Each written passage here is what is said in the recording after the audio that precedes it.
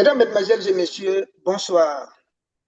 Nous sommes aujourd'hui le samedi 2 août 2025 pour vous entretenir de la suite de nos émissions qui est essentiellement faite par rapport aux besoins de nos pays africains. Établis par la diaspora africaine aux États-Unis et en Amérique du Nord, nous avons l'honneur et le plaisir de rencontrer ce soir M. Gabriel Djibril Diabaté, qui est ingénieur de son état en robotique. Et je crois qu'il vous dira davantage en robotique et en robotique et en semi-conducteur. Bon, Il a tellement de titres il va vous définir ça. merci. Non, je suis un seul ingénieur. Je suis ingénieur en automatisme appliqué. Comme ça s'applique à différents secteurs.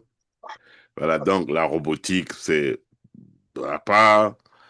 Mais je suis inspecteur d'électricité aussi. Donc, je fais l'inspection en électricité.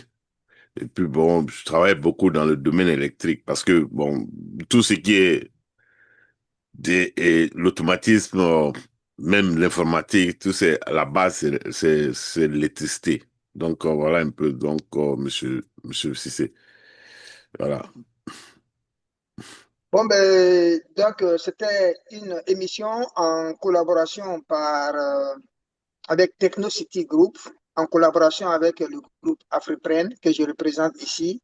Moi-même, je me présente, l'état civil, c'est Bangali Cissé, on appelle Ben Cissé communément. Je suis financier de mon état, je travaille dans différentes banques, que ce soit au niveau de Wall Street, de Chase Manhattan Bank, de Daiichi Kangyo Bank, l'une des plus grandes banques commerciales japonaises, et aussi avec la Banque de Chine de Taïwan. Bon, par rapport à cela, ce soir, nous allons nous entretenir sur un problème qui est très crucial au niveau de nos pays africains. C'est le problème d'énergie. Et quand on parle d'énergie, tout le monde sait que l'énergie est la source de tout le développement. C'est la source de notre industrialisation.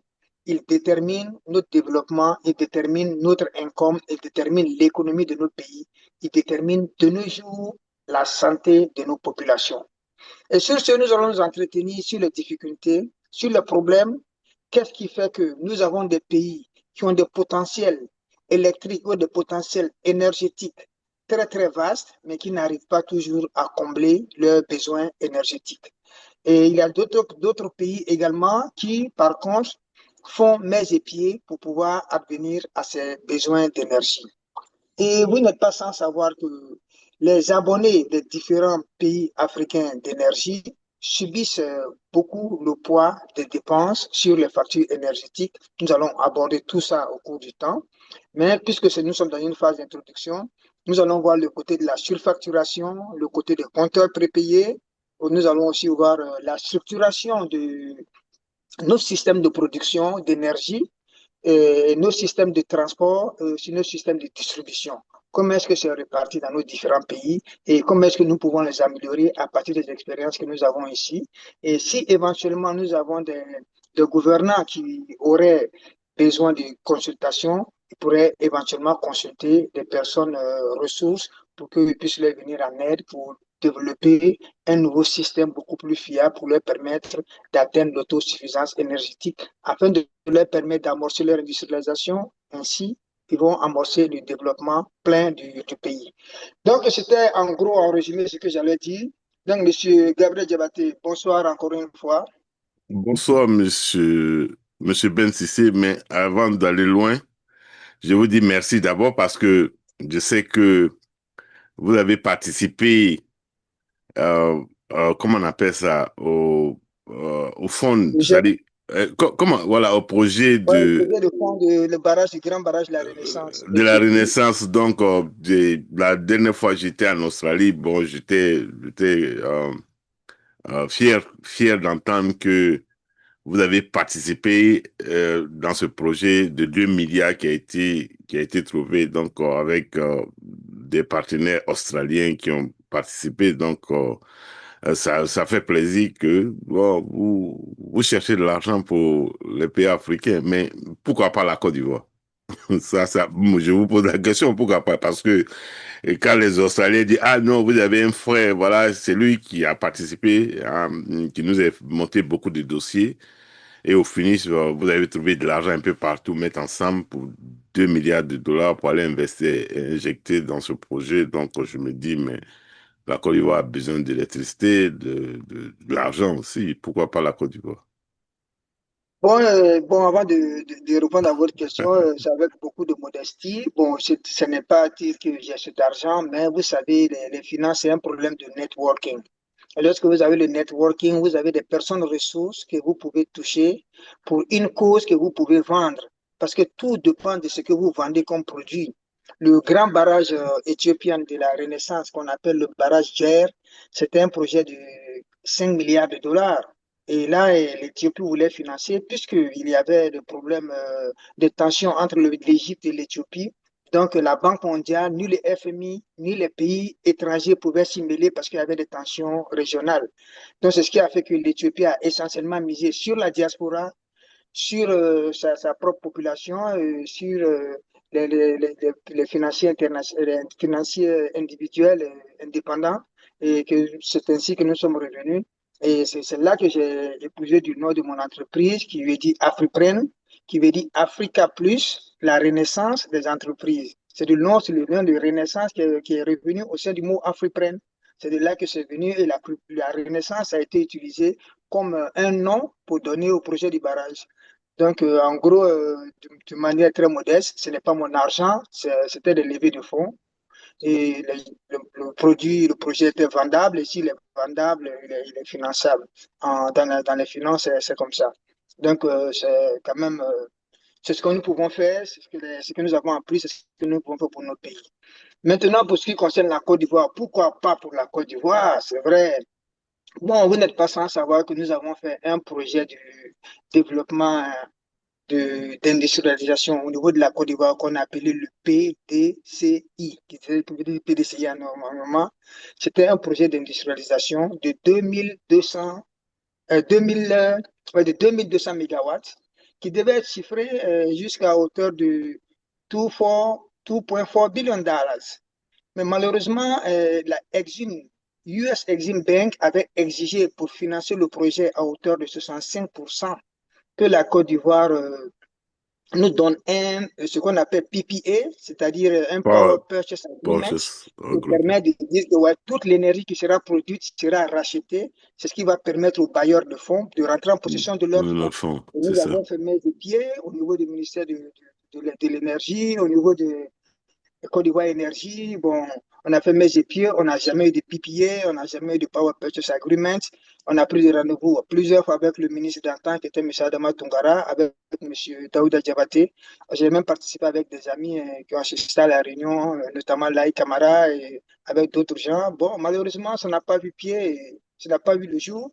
Mais quand même, on a essayé de faire de notre mieux. Bon, après, lorsque le ministre des Affaires étrangères d'alors, qui était le ministre d'Incan, il nous a tout simplement dit du fait qu'on est du PPTE. Donc, pendant tout ce temps, la Côte d'Ivoire n'était pas en mesure comment on appelle ça, de, pas de soustraire, De, de, de, de de- sous-traiter un contrat de financement. Voilà, la Côte d'Ivoire ne pouvait pas garantir, c'était le mot, ne pouvait pas garantir un projet auprès des institutions financières parce qu'on était sous le PPTE. Donc, contrairement à ça, donc ça veut que finalement, le projet ça n'a pas vu le jour, donc on n'a pas pu trouver le financement et c'est parti à l'eau. Donc, le projet est toujours là, on peut toujours le réactiver selon les pays qui sont en possession de gaz naturel. Donc, c'est un pays qui est fait essentiellement à partir du gaz naturel. Donc, en gros, c'est ce que je pouvais dire en quelque sorte. c'est un projet de centrale thermique. Bon, c'était un projet de centrale thermique. J'ai même le groupe ici que je peux vous montrer. Vous avez le projet ici. C'était Gas Turbine en Combined Cycle. Combine cycle, ok, ok, ok. Voilà, donc le projet il est là et tel que vous voyez. Donc, le projet il a été fait dans tout son ensemble. C'était Africaine qui a fait le. Ok, Voilà, donc tout le projet était là. Bon, malheureusement, ça n'est pas avancé. ok, Voilà, ok, donc ok. en gros, c'est ce que je pouvais vous dire. Donc, voici tout le dossier du projet qui est là. Et donc, malheureusement, ça Bon, n'a pas marché. de toute façon, les pays africains, on veut se développer. Il va arriver pour que un pays va adhérer à ça parce que quand on parle aujourd'hui du développement, là, quand on enlève l'énergie dedans, il n'y a plus de développement. Donc, c'est tout. Donc, tout le monde a besoin de ça pour aller au développement. Donc, voilà. Merci, Bon, ça. merci bien, Monsieur Gabriel. Je crois que nous allons fermer cette introduction. Nous allons commencer rentrer dans le vif du sujet. Monsieur Gabriel, j'ai une question qui me taraude un peu l'esprit. Mhm. C'est lorsqu'on connaît les capacités de quelqu'un et d'une personne et qu'on voit que la personne n'arrive pas à atteindre, Son origine. c'est-à-dire l'espérance qu'on nous place en lui. La personne n'arrive pas à atteindre l'espérance qu'on place en elle. Et je Voilà. vais parler de la Guinée, qui est un pays, un château d'eau d'Afrique, comme on dit, un château d'eau d'Afrique, où presque tous les grands cours d'eau de l'Afrique de l'Ouest ont pris leur source au niveau de la Guinée, mais qui, malgré tout, la Guinée reste toujours, comme disait l'ancien président, un scandale géologique. C'est-à-dire qu'il est riche en tout, mais en fait, rien ne lui revient. Comment est-ce que vous expliquez ce côté, surtout pour l'insuffisance énergétique au niveau de la Guinée, qui est si abondant en matière de cours d'eau, alors qu'on sait que les projets hydroélectriques foisonnent. On peut faire beaucoup de projets hydroélectriques. C'est un pays qui est bien ensoleillé. On peut faire les panneaux solaires. Bon, en fait, qu'est-ce qui ne va pas ou qu'est-ce qui ne marche pas en fait? Comment se fait-il que la Guinée, jusque-là, n'arrive pas à décoller du point de vue énergie? Bon, ce que je peux dire, c'est que lorsqu'on est riche et puis en même temps pauvre, on appelle ça être pauvre de sa richesse. Donc, ils sont pauvres de leur richesse. Et la Guinée, au fait, la Guinée, aujourd'hui, l'électricité que la Guinée a, ça peut, ça peut, ça peut satisfaire la population. Je ne dis pas que c'est assez pour aller à un développement industriel, mais ça peut donner de l'électricité à presque plus de 80% de la population. Mais le problème de la Guinée, c'est pas générer de l'électricité. Le problème, c'est transporter de l'électricité d'abord qui est leur souci. Parce que quand on met tout ce qu'ils généraient ensemble, vous allez retrouver à la fin qu'ils ont assez de mégawatts pour pouvoir faire marcher les foyers, beaucoup d'industries. Mais malheureusement, ils ont investi dans la production, mais pas dans l'infrastructure de transport.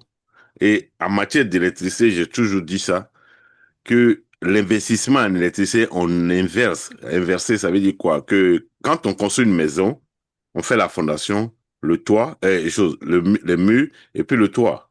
Mais Voilà. voilà, en matière d'électricité, il faut renverser, prendre le toit pour être d'abord le départ. Et puis le mur vient et puis la production devient pour remplacer le toit. Ça veut dire quoi? Quand je vais illustrer ça comment. Si vous construisez une maison dans une zone où il n'y a pas d'électricité, est-ce que vous allez, quand le maçon commence à construire, est-ce que vous allez faire l'installation, le câblage électrique dans la maison ou pas, Monsieur Ben Sissé? Non, vous ne faites pas de câblage automatiquement. Non, vous devez faire le câblage électrique dans la maison parce que vous allez construire les murs, construire votre villa, même qu'il n'y a pas d'électricité, mais on fait l'installation électrique dans la maison. Juste attendre si l'électricité, Ouais, avant de faire le on a, débissage, bien voilà, entendu. voilà, c'est ça. Si on a l'électricité dans 1 an, 2 ans, 3 ans, aussitôt, vous allez demander seulement à votre compteur. Voilà. Donc, quand on fait comme ça, et ça, c'est en matière d'électricité. Donc, si vous, si vous générez l'électricité tout à l'heure, parce qu'on peut, sur 10 hectares, vous pouvez générer 10 000 mégawatts, 15 000 mégawatts sur 10 hectares. Ça, il n'y a pas de problème.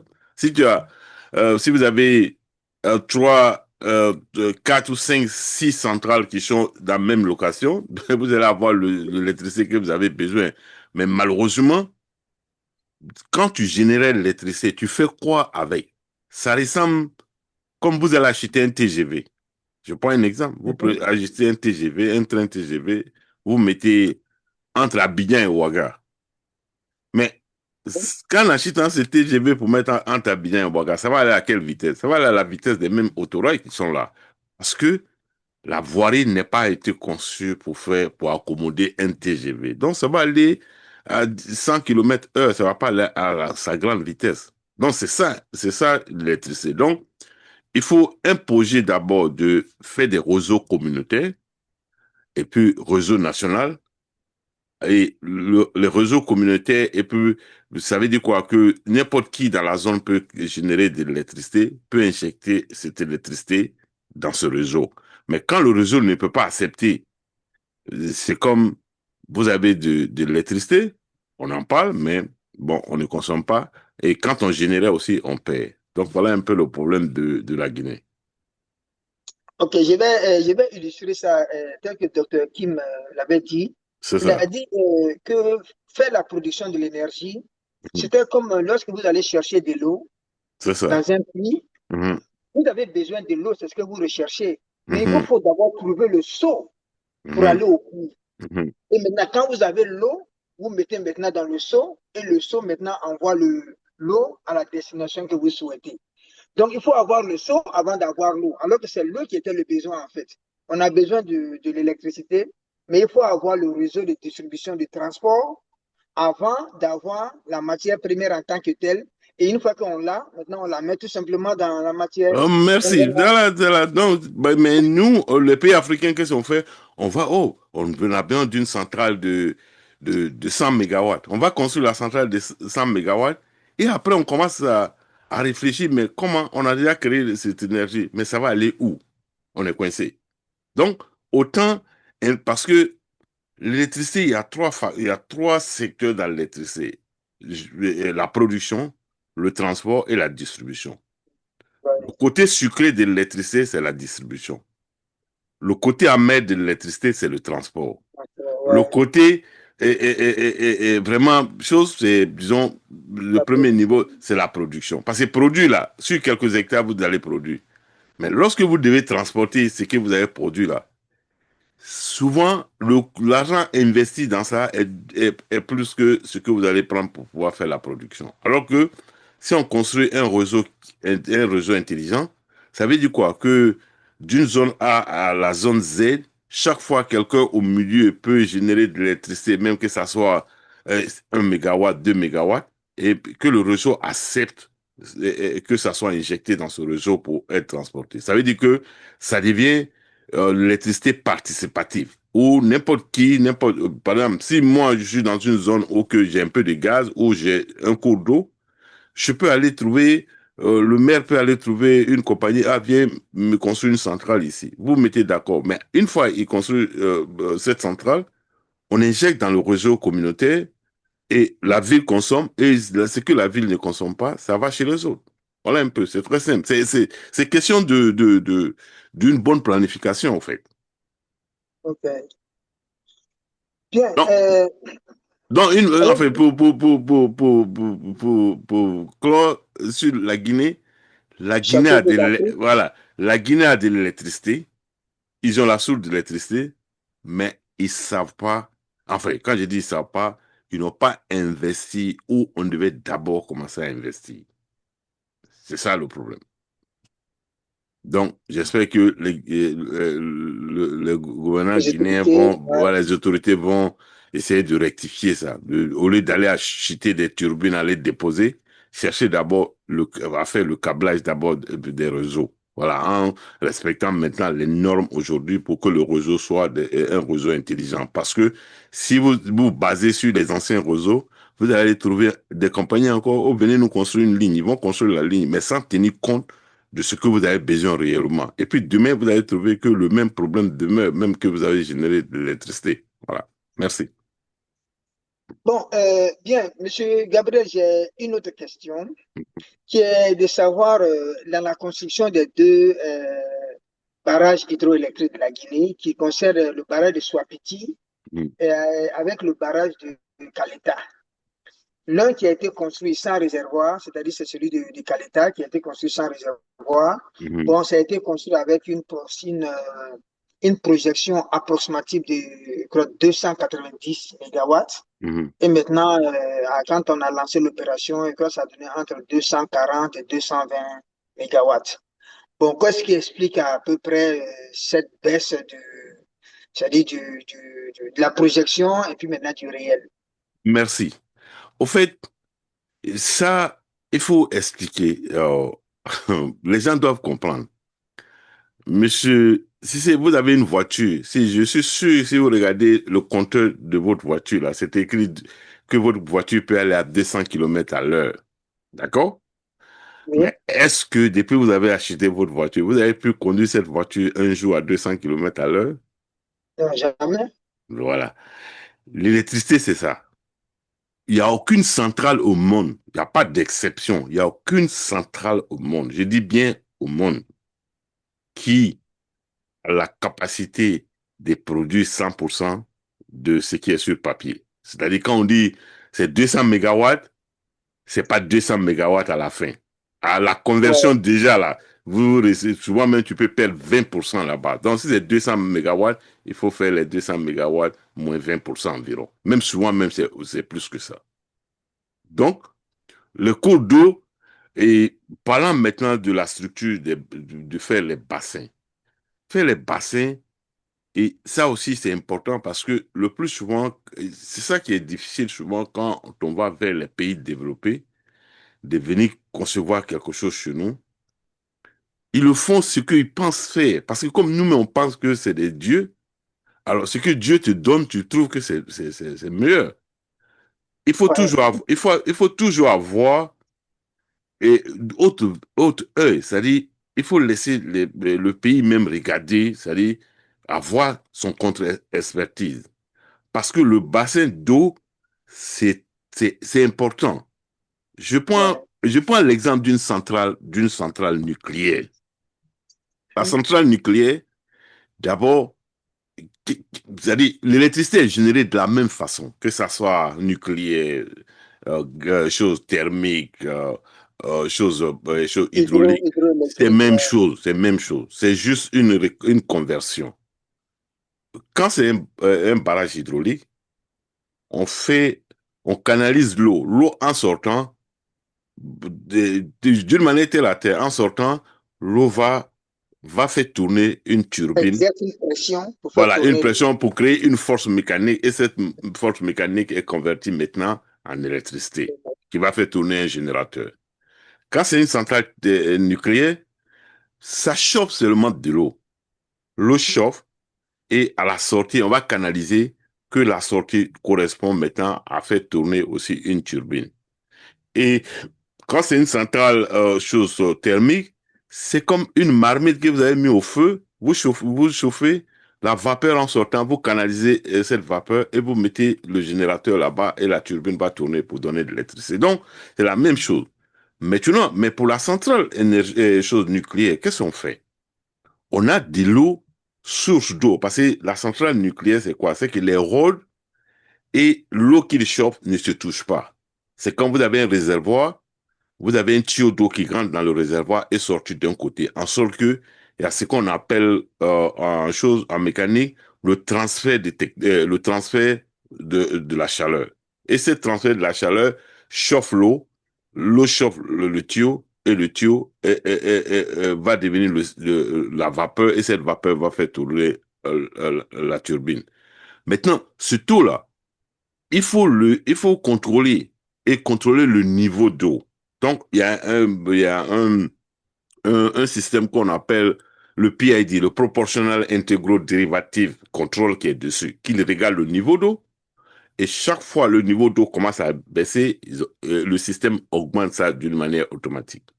Donc, quand vous avez un bassin, le bassin d'eau, c'est pour faire une retenue d'eau. En sorte que quand on voit que l'eau commence à diminuer sa source, on commence à injecter le bassin pour pouvoir compenser au fur et à mesure pour que vous restez, disons, dans les 80% de votre puissance. Mais si vous n'avez pas de bassin d'eau, le jour, ok, d'une manière aussi terre à terre, vous avez des bidons d'eau à la maison, vous remplissez avec de l'eau. Et si la nuit, la compagnie qui vous donne de l'eau a un problème, une panne technique, ça s'arrête. Qu'est-ce que vous allez faire? Vous allez utiliser l'eau que vous avez retenue dans vos bidons. C'est exactement ça. C'est-à-dire, c'est une question de prévoyance, quoi. Il faut, c'est-à-dire, d'anticiper ce qui peut arriver demain. Donc, voilà, monsieur Cissé, comment ça. Donc, la production, c'est ce qui est sur papier, que c'est 200 mégawatts, 300 mégawatts, là, c'est sur papier. Voilà. Que ta voiture peut aller à 200 km à l'heure, mais ça va jamais aller à 200 km à l'heure. Ça, c'est l'électricité. Et ça, c'est partout, hein. Même ici, j'ai dit, ça n'existe même pas d'abord. Que une centrale qui donne 100% de sa production, ça n'a pas existé. Nucléaire, choses thermiques, charbon, n'importe quoi. Voilà. Merci. Bon, pour la Guinée, vous n'êtes pas revenu sur le côté du bassin. Pourquoi est-ce que lorsque le barrage, on a parlé du Ah, barrage de Caleta, qui a été construit sans un réservoir, un bassin de réservoir, et qui fait qu'on compte sur la pluviométrie pour pouvoir alimenter en fait le niveau voilà. de l'eau pour faire On, tourner la turbine. on appelle ça l'erreur en ingénierie. Mais ça, c'est l'erreur en ingénierie. C'est-à-dire, je n'ai pas vu, je ne connais pas le projet, mais c'est l'erreur en ingénierie. Parce que chaque fois que vous allez barrer de l'eau, ça impacte, vous créez ce qu'on appelle une résistance. Et cette résistance impacte maintenant la source d'eau. Souvent, Mhm. ça, voilà. Donc, il faut mettre ça en tête que les barrages, ça impacte la source d'eau. Donc, on veut libérer cette source d'eau en créant un bassin d'eau. Et ce bassin d'eau va compenser. Et souvent même, qu'est-ce qu'on fait? On laisse la rivière couler, on fait une voie de l'eau, aller mettre et la turbine là-bas, et le barrage même. Or, c'est-à-dire le barrage même, c'est par exemple, vous avez l'autoroute, vous créez une voie alternative où l'eau va voyager là-bas pour ne pas faire de résistance à la source d'eau. C'est ça. Et le cas arrivé dans beaucoup de pays, le cas arrivé au Ghana, c'est-à-dire la structure, de la manière dont ça a été fait, ça a impacté la source d'eau et le barrage de Akosombo ou quoi, etc., a commencé à tarir. Voilà, a Ouais, commencé à tarir. effectivement. C'est parce qu'on a créé une résistance au niveau du bas. On coupe pas l'eau comme ça. Il faut le laisser partir. Sinon, vous allez créer beaucoup de problèmes. Éco, où les poissons ne vont pas migrer. Il y a beaucoup de facteurs dedans. Mais surtout, c'est la Biodiversité. résistance. Voilà, c'est ça. Voilà. Donc, voilà un peu ce que vous voulez dire. Bon, comparativement au barrage de... Parce que le problème de la Guinée, comme tel que je vous ai posé le problème, il y a le barrage de Swapiti qui était prévu de produire quelque chose de 600, quoi, 680 mégawatts, mais qui en fin de compte ne produisait que 550. C'est ce Et les que... 550, il se trouvait que les 550, tels que vous avez parlé de réseau de connexion, donc c'était le même réseau qui était prévu pour le barrage de, comment on appelle ça, de Caleta, et maintenant, voilà quelque chose, un barrage qui fait deux fois la puissance de l'autre barrage, qui faisait quelque chose de 550, doit être connecté aussi sur le même réseau que le réseau de Caleta, qui faisait 240. Voyez un peu la difficulté. On c'est- produisait de l'énergie et les gens ne peuvent pas être servis tel que vous l'avez dit. On ne peut Merci. pas évacuer l'énergie. Merci. Parce que ce qui est grave en énergie, c'est que en électricité, on ne peut pas storer. Il n'y a aucun moyen d'estourer l'électricité qui sort de nos centrales. L'électricité qu'on peut storer, c'est l'énergie solaire. Mais ça aussi, on connaît le problème aussi dans ça. Mais donc, on ne peut pas storer. Donc, quand vous créez l'énergie, aussitôt que c'est créé, il faut consommer en même temps. Quand c'est pas consommé, c'est perdu. Voilà, c'est une manière et chose, vous devez... Je vais expliquer ça. Je peux illustrer ça pour vous. Ok, vas-y, C'est vas-y. comme vous avez du charbon et vous Voilà, mettez son feu dans un foyer. Maintenant, le charbon, il est allumé, il est en train de consommer, il produit de l'énergie, de la chaleur. C'est à toi de savoir si tu vas chauffer l'eau, tu auras de l'eau chaude, ou alors si tu vas préparer du riz avec le charbon qui est là, ou bien tu vas préparer la sauce. Mais si tu ne le fais pas, le charbon va se consumer et toute la combustion sera faite, tu vas perdre l'énergie. Donc, tu voilà. n'auras ni eau chaude, ni du riz, ni de la sauce. Donc, Mais pratiquement, je crois que vous avez passé toute voilà, c'est l'exploitation. ça, c'est ça, c'est ça, c'est juste, mais c'est-à-dire, vous générez pour que ça soit consommé. C'est pas consommé, vous perdez. C'est perdu. Voilà. Bon, voilà le problème qui est entre le consommateur et les compagnies qui généraient l'électricité. C'est ça le palabre qui est aussi caché, qu'on ne comprend pas, et puis bon, finalement, quelqu'un doit payer le prix. Donc celui qui consomme va payer le prix. Bon, j'ai une autre question, c'est comment est-ce que vous trouvez, je ne vais pas dire, à dire le rapport entre les prix ou le coût des différents projets. Un même projet qui peut coûter 2 fois plus dans un pays, un projet d'énergie, et qui le coûte, par exemple, lors des études, quand on faisait les études de faisabilité sur la Renaissance, sur le barrage sur le gaz turbine combined cycle de la Côte d'Ivoire, on s'est rendu compte que la moyenne de production en mégawatts, c'était 800 000 dollars. C'était moins d'1 million. Et lorsqu'on regarde en Afrique, on trouve que le coût de production d'un mégawatt fait à peu près 2 millions de dollars. Ce qui est un paradoxe, parce que la main-d'œuvre coûte plus cher aux États-Unis ici, et donc si la main-d'œuvre coûte plus cher, le coût devait être plus élevé ici, alors que c'était complètement le contraire. Le coût est plus élevé de l'autre côté. Vous allez comprendre que, par exemple, on a fait le barrage de Caleta, le barrage de Swapiti, 650 mégawatts, ça a coûté 2 milliards. Donc, ça fait quelque chose de 5 fois plus. Ouais, Bon, ouais, ouais, vous voyez, donc il y a un bon, petit ce petit côté-là. et comme tout ce qui concerne les finances, je ne comprends rien comment ça fonctionne. OK. Voilà, donc je vais pas rentrer dedans, mais ce que je sais, souvent quand on envoie des projets vers nos pays, il y a trop d'interfaces à l'intérieur d'un seul projet. Il y a OK. celui qui va aller négocier l'argent, lui demande un intérêt, celui qui est ici lui demande de l'argent, ainsi de suite. À la fin de la journée, quand tu donnes pour tout cela, le projet qui devait coûter 1 million va se retrouver à être 1 milliard. C'est ça. Donc, il y a d'autres facteurs dedans que je n'ai pas dit, mais je vais dire qu'il arrive, enfin surtout l'Afrique, où il y a aussi le facteur corruption aussi qui est dedans. Il y a tout ça dedans.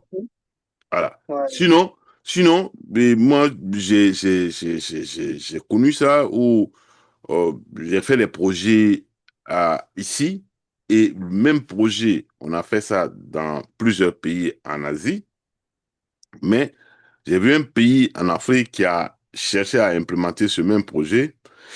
J'ai vu qu'il y avait une très grande différence. Mais là, quand je demande, est-ce que c'est le ministère ou le gouvernement directement qui est involvé dedans, on dit non. Il y a un cabinet ici qui est involvé dedans. Et ce cabinet aussi est lié à un autre cabinet en Afrique. Et ce cabinet en Afrique est lié au gouvernement. Donc, voilà, donc les deux cabinets au milieu, là, déjà, voilà, l'argent va disparaître. Donc, pas que je vais accuser nos gouvernements, mais il arrive souvent que eux-mêmes, ils sont victimes de Il n'y a beaucoup pas de... de visibilité, en Voilà, fait. voilà, voilà. Au fait, ils sont aussi souvent, on ne peut pas toujours les accuser, ils sont souvent aussi victimes de la trahison de ceux qui apportent les affaires. Nos gouvernements sont aussi victimes de ça. Donc, on ne peut pas toujours, je comprends que la base, là, c'est eux, mais on ne peut pas toujours les accuser. Mais où on peut les accuser, c'est que quand on fait un projet, c'est à vous d'écrire qu'est-ce que vous avez besoin comme projet. Mais eux, généralement, quand, par exemple, en Guinée ou en Côte d'Ivoire, on veut faire un projet, chose, on va demander à la France ou bien aux États-Unis d'écrire le projet pour eux. C'est pas nous-mêmes qui allons écrire, c'est eux là qui vont écrire notre projet et nous donner. Et nous, on enlève leur nom, on met notre nom comme c'est nous qui avons généré.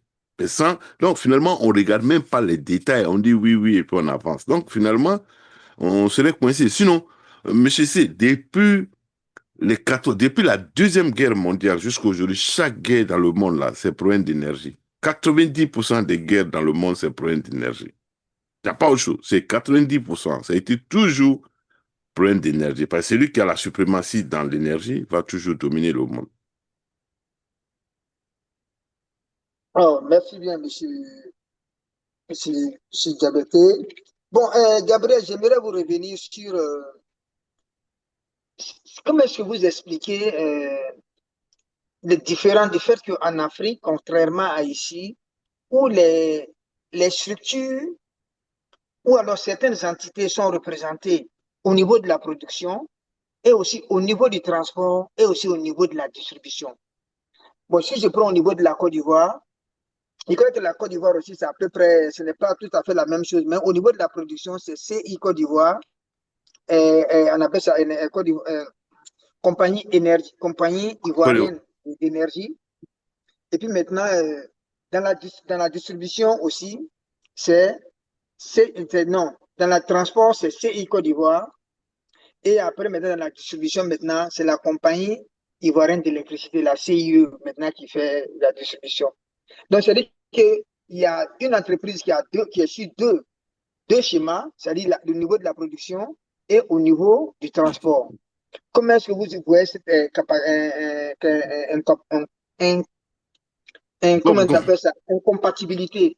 Voilà, Bon, moi, au niveau de la Guinée, c'est un peu différent. Mhm. Au niveau de la Guinée, on a EDG, qui veut dire électricité de Guinée, qui est sur tous les trois, en fait. Ils sont au niveau de la production, ils sont aussi au niveau du transport, c'est eux qui gèrent le transport et c'est eux qui gèrent la distribution. Voilà, merci. Et donc maintenant, ça va jouer un coup sur la facture, sur les abonnés et maintenant sur le problème de compteur prépayé. Donc, on aimerait quand même voir clair là-dedans pour que vous puissiez éclairer à peu près les abonnés qui nous écoutent en ce moment, que ce soit au niveau de la Côte d'Ivoire ou alors au niveau de la Guinée. Bon, Ou de la Sierra-Leone. Je vous remercie. je vais expliquer. L'électricité, il y a trois secteurs, la production, le transport et la distribution. Il y a une année, je crois, le président ivoirien disait que il demande de libéraliser le secteur.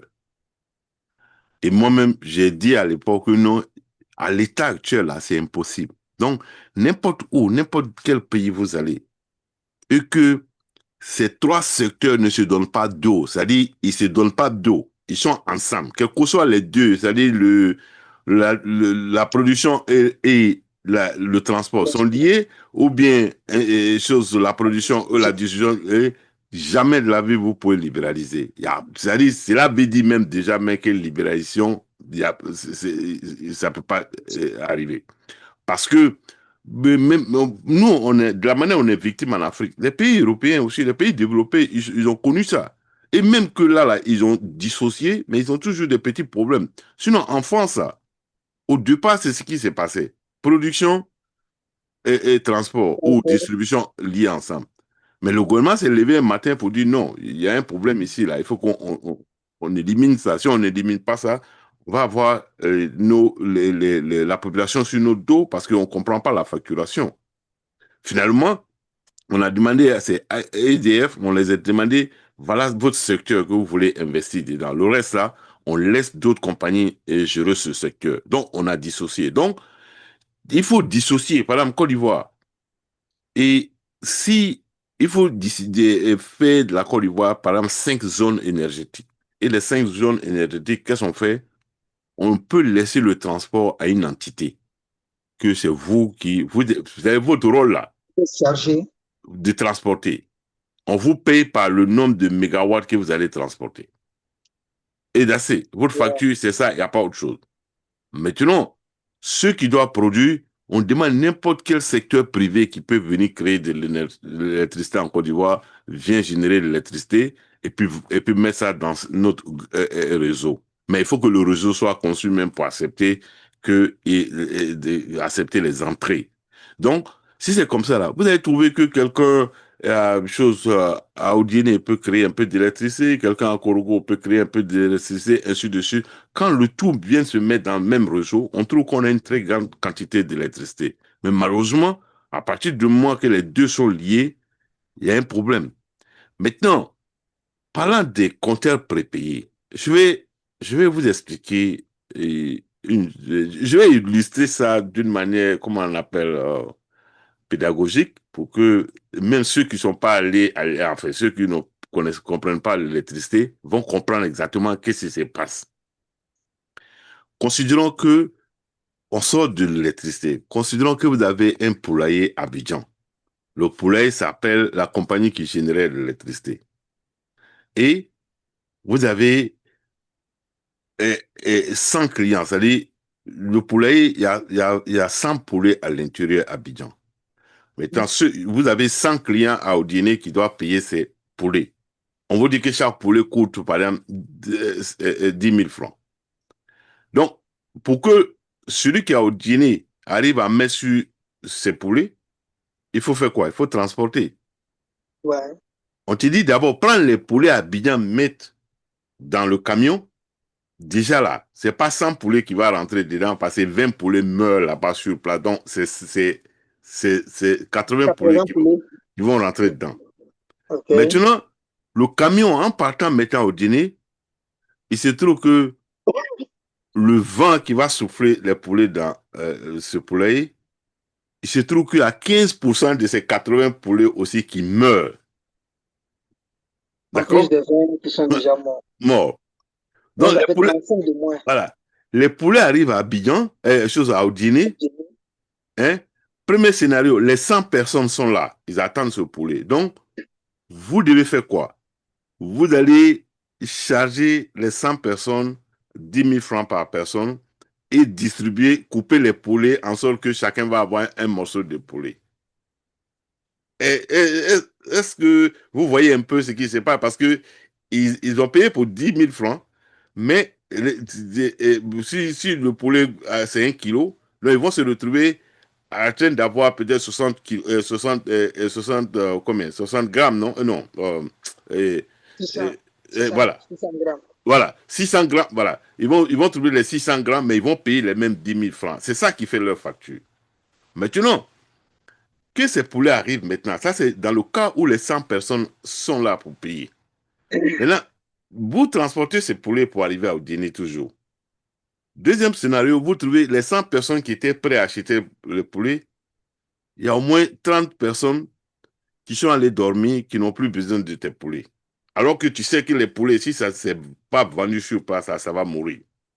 Donc, comme maintenant, vous avez maintenant 70 personnes qui attendent ces poulets, pas plus 100, et il se Mhm. trouve que il y a un Malien qui est arrêté, il y a un Burkinabé qui est arrêté, qui veulent aussi acheter poulet. Qu'est-ce que vous allez faire? Vous allez vendre à ces Maliens, à ces Burkinabés, ou bien vous refusez de les vendre et puis dire, augmenter le prix aux 70 personnes qui attendent. Qu'est-ce que vous allez faire? Vous allez vendre à ces Maliens et ces Burkinabés. Ouais, Donc, une manière de dire, si on ne vend pas notre électricité au Burkina et au Mali, c'est nous qui perdons, ce n'est pas eux qui perdent. Voilà. ouais, Parce que nos poulets sont au dîner, il n'y a pas 100 personnes pour acheter, on est obligé de jeter la différence. Ou bien, et puis faire charger les consommateurs cet argent. Donc, ça, c'est le problème. Parce que la compagnie d'électricité, je ne connais pas qu'est-ce qu'ils dépensent en amont, mais d'après les informations que nous avons, ça, c'est pas eux, c'est pas la Côte d'Ivoire ni autre qui nous l'enseigne, c'est ce qu'on sait, même quand je peux vous donner pas mal de références, allez interroger. On dit que la Côte d'Ivoire paie entre 15 et 22% dans le transport de l'électricité. Donc, si on paie 22% dans le transport de l'électricité, ça veut sur le dire, total de la production. voilà, bon, sur le total de la production. Parce que Mhm. quand on finit des produits, là, il faut transporter. Ce transport-là, il faut investir beaucoup dans ce transport. Parce que qu'est-ce qui se passe? Nous, en Afrique, généralement, à part les pays comme l'Afrique du Sud et puis quelques pays arabes, on a la haute tension. Et la haute tension, généralement, ça va tourner autour de 225 000 kilovolts. Mais quand on vient dans ces pays développés, pour minimiser la perte dans le transport, parce que ici, l'Amérique, là, la lutte, c'est fait en sorte que ça ne touche pas les 5% de perte. Voilà. Donc, on a la très haute tension ici. Donc, ici, ici aux États-Unis, la très haute tension, c'est environ 650 000 volts à 750 000 volts pour transporter. Wow. Donc, si tu as 650 000 volts, Ouais. ça veut dire que moins de chaleur, vous perdez moins, il y a moins de résistance pour faire perdre votre électricité. Mais à partir du moment où tu as 225 000 volts avec la chaleur, et vous perdez encore plus. Le pays même en Afrique du Sud, bon, en Afrique noire qui a pu gérer, même qu'ils sont en train de lutter, c'est l'Afrique du Sud. L'Afrique du Sud tourne autour de 7 à 8% de pertes. Mais Côte Sur la d'Ivoire, totale production voilà, d'énergie. voilà, ils perdent ça. Mais donc, nous, tout ce qu'on paie là, on n'a pas autre choix que de donner aux clients.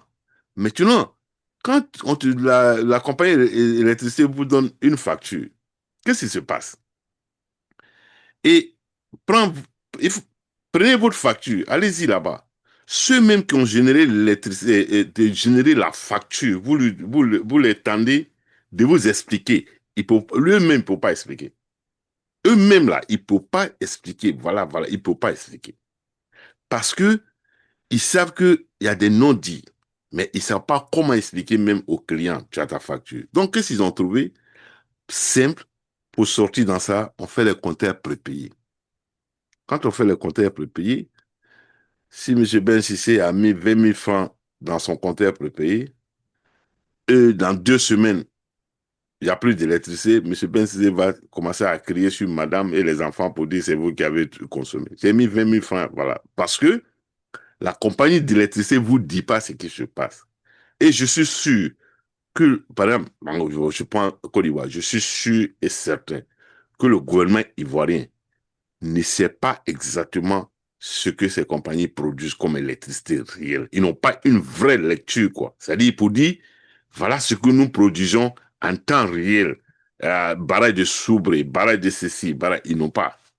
Tout ce qu'on sait, c'est la lumière qui s'allume, qui s'éteint. Ça, c'est. Mais sinon, ils ne connaissent. Au fait, c'est pour ça que j'ai dit souvent, ils sont aussi victimes de beaucoup de choses qu'ils ne savent pas. On les dit que c'est ça. Par exemple, on dit barrage de Soubré, c'est 275 mégawatts. On applaudit. 215 Voilà. mégawatts. Ouais. Mais quand on entend 275 mégawatts, tu te dis, ah, on a 275 mégawatts qui sont là-bas. Mais c'est faux. Ça ne peut pas sortir. Techniquement, ça ne peut pas 215. sortir 275 mégawatts. Ça veut dire, ça, c'est le 275 mégawatts, c'est un équipement qui est là. C'est C'est sa la puissance puissance. optimale, en fait. Voilà, c'est La ça la puissance puissance. optimale. Voilà, Le maximum, mais si ça produit, c'est ça. voilà, si vraiment ça peut faire ça, ça peut arriver jusqu'à ce niveau-là. Mais Voilà, c'est pour ça ça que va ça peut jamais faire. arriver là-bas. Je dis, ça n'existe pas au monde, il n'y a pas de centrale au monde qui peut produire le maximum de sa capacité. Même les centrales nucléaires, où environ vous avez 7 grammes, 7 à 8 grammes d'uranium qui produit et la chaleur de 2 tonnes de charbon.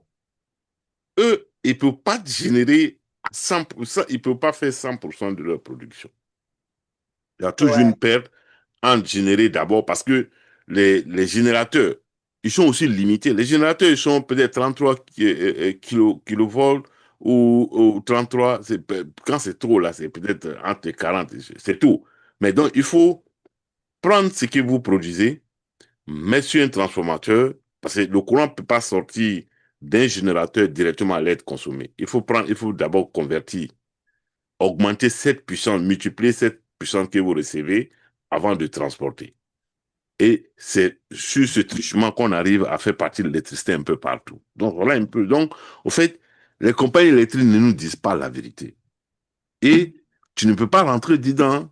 Ils te disent que c'est ça, donc tu es obligé d'accepter que c'est ça, puisque toi, non, mais si le gouvernement, par exemple, ici, je prends un exemple, ici, bon, peut-être on va pas toujours se comparer, mais il faut qu'on se compare pour arriver à leur niveau.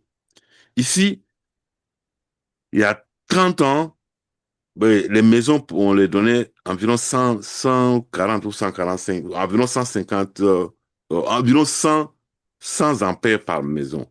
Mais le standard aux États-Unis, c'est chaque maison a 200 ampères d'électricité. Chaque maison, c'est 200 ampères d'électricité. Mais chez nous, on a beaucoup de pays où on n'a que 5 ampères d'électricité dans les maisons. Ça veut dire qu'on n'a pas assez d'électricité. Voilà. Donc, et ici, généralement, que quand tu regardes ta facture, on va te dire, voilà le nombre de kilowatts que vous avez consommé, voilà le facteur d'électricité chez vous, et le facteur d'électricité, au fait, c'est de l'électricité qui est produite, qui est envoyée, mais qui n'est pas consommée, mais qui est perdue selon tout ce qui est inductance qui va créer ce problème. Mais on va te présenter. Mais lorsqu'on est dans l'industrie, on présente des compteurs qui vont présenter le kilowatt, un compteur de courant réactif. Et demain, quand vous voyez votre facture, quand vous voyez votre courant réactif qui quitte, par exemple, normalement, on a besoin de 100%, mais on ne peut jamais arriver à 100%. Mais si vous avez à 0,90, tu sais que tes équipements marchent bien. Mais quand ça dépasse moins de 80, tu sais que tes équipements dans l'usine, il y a des problèmes qu'il faut commencer à régler. Donc, voilà un peu. Donc, Il y a beaucoup de choses que nous, en Afrique, par exemple, on n'est pas informés. Et les compagnies énergétiques nous coincent. Alors que nos gouvernements doivent mettre des structures en place qui n'ont rien à voir avec ces compagnies. Même que c'est des compagnies étatiques. Mais il faut mettre des structures C'est plus du contrôle.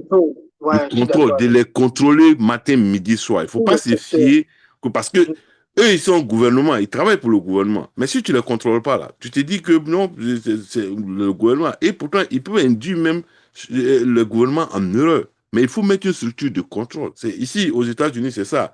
Dans le gouvernement, il y a des structures de contrôle qui vont regarder tout ce que vous allez faire par jour. Si quelqu'un fait erreur, ils vont te mettre au pas. Mais si on s'assoit pour le regarder, mais ils vont continuer. Et puis, ils vont dire c'est ça. Et puis, bon, personne ne parle. Ouais. Et puis, bon, il y a M. Gabriel aussi. Faut-il comprendre que le côté énergie, c'est comme le côté monnaie. En fait, les gens, ils ne comprennent pas. Et puis, bon, c'est un peu complexe à leur niveau. Donc, alors que ouais, du fait de la complexité, donc ça crée c'est-à-dire un facteur insidieux, c'est-à-dire, je veux dire, un facteur où il y a des pièges là-dedans, et les gens se retrouvent pris au piège sans même le comprendre. Je vais mieux expliquer le côté de surfacturation là, que un jour vous avez mieux expliqué. C'est quand vous prenez une voiture, vous dites que vous allez quitter Conakry pour aller par exemple à Beila. Bon, la voiture, je dis, ouais, je vends les billets, la voiture pour aller à Beila, c'est 100 francs, disons 1000 francs chacun. C'est 100 places. Ça me fait 100 000 francs. Ouais. Maintenant, au moment où je m'embarque maintenant pour aller à Beila, bon, moi, les 100 000, je me dis que ça me fait 100 000 francs. Au moment où je m'embarque pour aller à Beila, il y a 50 personnes qui se présentent. Donc, tu es obligé de partir Je avec prends les eux. 50 personnes, C'est ils ça. montent dedans, mais puisque j'ai besoin de 100 000, je divise les 100 000 par les 50 personnes qui sont les abonnés. That's it. Une personne, au lieu de payer 100 000, va payer 20 000. Et voilà. Au lieu de payer 1000, va payer 2 000. Voilà, c'est ça. Tu vas trouver que sa facture est surfacturée, mais il n'est pas surfacturé, c'est parce que celui qui fait le travail, il a déjà ce montant global qu'il doit récolter et qui Voilà. divise par rapport aux gens. Voilà. Et c'est ça, il faut que le gouvernement ouvre l'œil pour faire un contrôle, parce que puisque je suis porteur de projet, je me rappelle quand on faisait les projets sur les châteaux d'eau, puis les projets d'énergie, il y a ce qu'on appelle un contrat de service public, où le gouvernement demande à l'entrepreneur qui fait le contrat de service public la production de tout ce qui est public, eau, courant, transportation. De par votre comportement, ne faites pas en sorte que la population se rébelle contre les autorités. Et Effectivement. quand vous, votre comportement fait que la population se révolte contre les autorités, vous allez payer ce prix. Parce que vous êtes là pour les affaires, pas pour gouverner. Parce que les gens peuvent jouer un coup de sorte que la population soit mécontente vis-à-vis maintenant des autorités Effectivement. américaines. Effectivement. Vous Effectivement. signez un contrat de service public pour dire que vous n'allez pas faire quelque chose allant dans ce sens. Et ce dossier-là accompagne votre contrat ou Mhm. votre MOU, votre protocole d'accord avec le D'accord. gouvernement. Et on Mhm. vous donne le contrat. Si Mhm. par erreur vous faites ce genre de figure, vous êtes répréhensible. Là, on peut vous condamner. Donc, toujours est-il qu'il faut des systèmes de contrôle à tous les niveaux, au niveau de la production, au niveau du transport C'est et ça. au niveau de la Il faut distribution. Il faut contrôler. que tout soit contrôlé. Voilà. Pour aller dans le sens, c'est que il faut contrôler ces individus parce que C'est compliqué. on ne doit pas se dire, voilà, on doit pas se dire non, parce que, Ils savent faire leur voilà, travail. ils Non. savent faire leur travail. C'est pas parce qu'ils savent faire leur travail. C'est pas ça. Moi, j'ai travaillé pour 4 pays africains, enfin, sur des projets. Mais c'est que nous, on a travaillé, on était au nombre de 6. Nous, c'est pas nous qui avons fait le projet. Mais on voudrait que nous, les gars, et ceux qui ont fait le projet, ils ont généré une grande documentation, une spécification, que nous, on regarde cette spécification pour se rassurer, est-ce que ça va répondre ou pas? Est-ce qu'il y a des anomalies? Donc, on a été pris pour contre-expertiser ça. Donc, Mhm. on a pris les dossiers. Quand on a pris les dossiers, il y a plein de choses que moi j'ai annulées. Mais quand j'ai commencé à annuler là, quand on a calculé ce qui a été annulé déjà sur le dernier projet, ce qui a été annulé, que moi j'ai mis bic rouge, non, non, non, non, non, ça représentait près de 2 400 000 dollars. Tu te rends compte? Voilà. Et Tu te rends compte? maintenant, quand on les a donnés la documentation, ils ont présenté ça à la compagnie qui fait. La compagnie dit non. J'ai dit non, c'est pas grave. Vous nous confrontez, c'est-à-dire on est tous assis dans un bureau, on est tous assis dans un bureau et oh, ils vont nous montrer pourquoi. Et on va leur dire pourquoi. Vous allez, et ils vont dire pourquoi on Pourquoi? a annulé. Nous allons expliquer Non, le pourquoi pas? pourquoi. Mais quand on était là, c'était vraiment, c'était un groupe, il y avait plus, c'était vraiment cool. Hein. Je dois même avoir la vidéo encore. Moi, je les ai démontré par A plus B, ça marche chez vous. Ça ne marche pas chez nous. Parce que, un, il y a un effet climatique. La neige tombe chez vous jusqu'à moins de combien de degrés.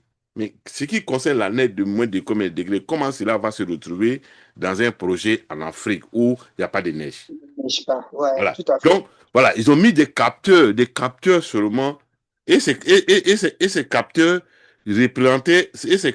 représentaient environ, et chaque capteur représentait plus de 50 000 dollars.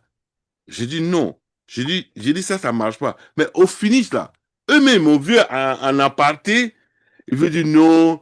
Et voilà, on nous a appelé, on dit non, il faut nous comprendre, bon, etc. Parce que nous, déjà, le système a été conçu chez nous, c'est comme ça fonctionne, etc. J'ai dit non, je suis d'accord. Mais comme ça fonctionne chez vous comme ça, nous, ce qu'on a besoin là, tu nous envoies une voiture, un camion qui va charger le camion, on met les bagages dedans, ça charge. Maintenant, quand tu viens nous dire qu'il faut mettre de l'eau de refroidissement dans le radiateur, il faut nous donner de l'eau de refroidissement. Mais si tu nous prends un antifreeze pour venir mettre dans le radiateur dans notre pays, pour dire que le camion, et puis vendre ça en disant que c'est l'eau de refroidissement, non. Parce qu'il y a l'eau de refroidissement, il y a Il y a l'antifreeze. l'antifreeze. Mais quand tu Ouais, mets l'antifreeze dans nos radiateurs en Afrique, mais ça ne nous sert à ça fait de rien. l'aide. Hein? Ouais, Mais c'est on vrai. paye le prix. Voilà, c'est très simple. Donc finalement, les gars, ils se sont assis, annulés. On nous est serré dans jusqu'à aujourd'hui. Je dis, bon, ça c'est votre affaire. Nous, on nous a appelé C'est seulement le comme, travail. voilà, Ouais, c'est notre conscient travail. travail pour, voilà, pour que ça soit transparent. Donc moi, j'ai dit ce que je pensais. Et puis c'est vrai, on peut vérifier. Je les ai confrontés. Eux-mêmes, ce qui était intéressant, c'est qu'eux, ils venaient d'un pays développé. Donc, je les ai montré un projet que notre compagnie a monté dans leur pays.